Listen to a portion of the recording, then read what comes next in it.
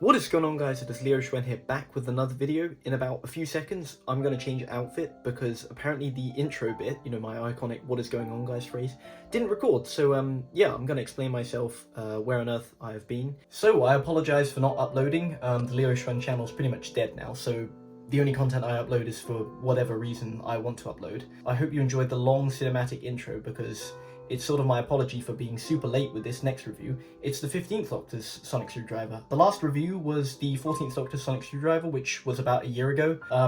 And I know all the reviews are out on YouTube, so you've pretty much watched all those. So hopefully the cinematic intro sort of made up for that. If you're still here, thank you.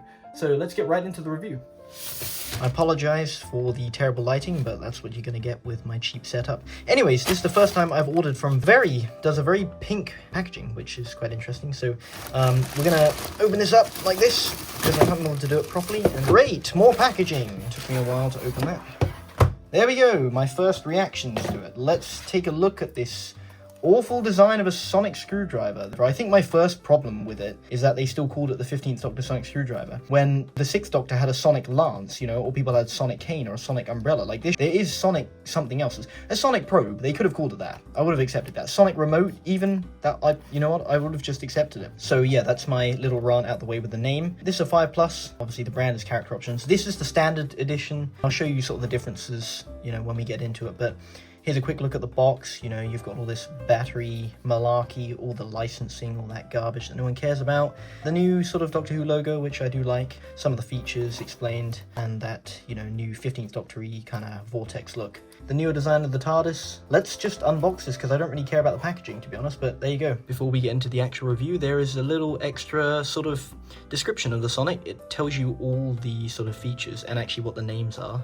I don't know if that's canon or not. Anyways, let's take a look at the actual Sonic. I once again apologise for the lighting, but ta-da! This is the 15th Doctor's sonic screwdriver. It is one of the screwdrivers of all time, I must say. Yeah, this is the standard edition, so pretty much the only differences are that this is less shiny because they use electroplated plastic for the deluxe one. I believe the blue paint is a slightly darker colour on the deluxe, and obviously there's additional colours, lights and features for deluxe, but I'm a cheapskate, so I bought the standard. It did actually cost me still £28, which is sort of an astonishing price for a sonic screwdriver. Let's actually take a look at how good this is and whether it's worth nearly £30. So beginning this review, we'll take a look at this little Gallifreyan pattern here first. This message that is written in Gallifreyan symbols, and it is a Rwandan proverb. It translates to the sharpness of the tongue defeats the sharpness of the warrior. Thank you very much, Ncuti. He explained it better than I would. This is some raised texturing, which is quite nice. There's a little fake button here, which is unfortunate. I thought that'd do something.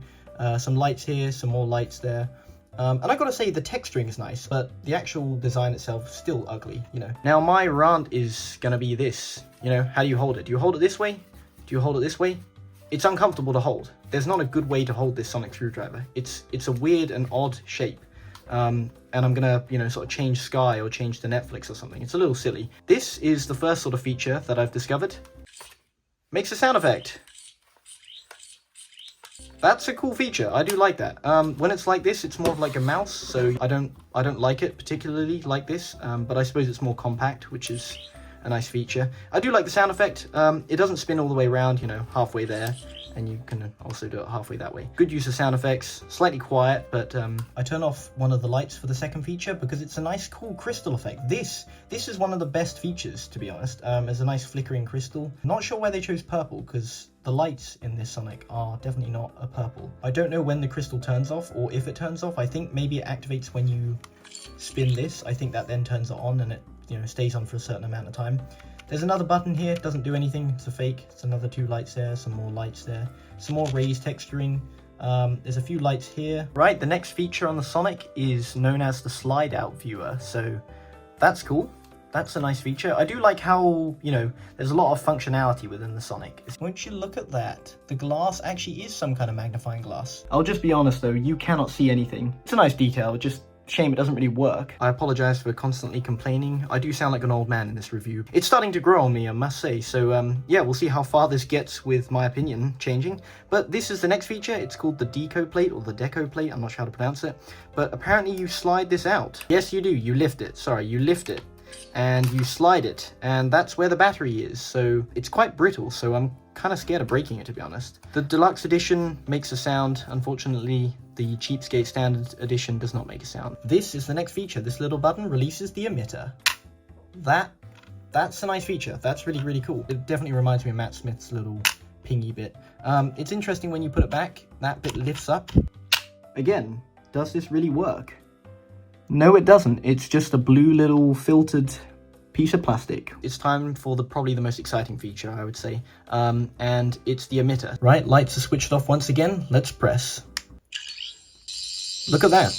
That's a nice little bit of light from the emitter. There's 2 down here, 2 over here, and it works very nicely with the crystal. You can see the light shines through these 3 here and little one here. There's a lot of light coming through the Sonic, which I really appreciate. There's a little bit of green, as you can see here, and there's some blue. If I show the camera itself, there's a mixture of blue and green. Right, let's try it with the emitter out. I thought maybe the light would be greater, but it's just more semicircles shaped. Just come into my living room, which is pitch black, and I'm going to test out how bright the emitter of the Sonic is. Here we go. As you can see, it takes quite a while before it's actually doing any good. Like, you have to get quite close to the wall for it to actually be bright. It does look nice, but, you know, it's no good when you're in the dark. For the second sound effect, you press it and then press again. And it's the classic sort of broken sound, except it's slightly quiet again. I think that's a fault or my batteries. But there's sort of an eerie, distorted sound in the background if you listen very carefully to it.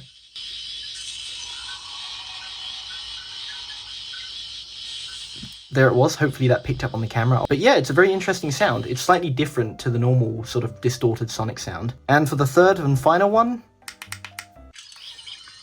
it's the Jodie Whittaker scanning sound. If you keep playing this third sound, it starts to break.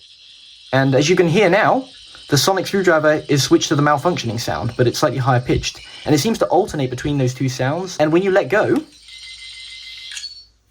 the crystal does a little flashing and like a warning, perhaps that you've, you know, used up all the power of the Sonic, which is a nice feature, I think. Unfortunately, this is the standard one, so the deluxe one comes with hidden sound effects. This does not because it's a cheapskate. Overall, I think the real question is, has this sonic screwdriver grown on me? After reviewing it, I must say, I do like it. I actually do like the sonic screwdriver. The design, yeah, for sure, is definitely not a screwdriver. They should have changed the name. And it's definitely awkward to hold, you know, ergonomically, it's terrible.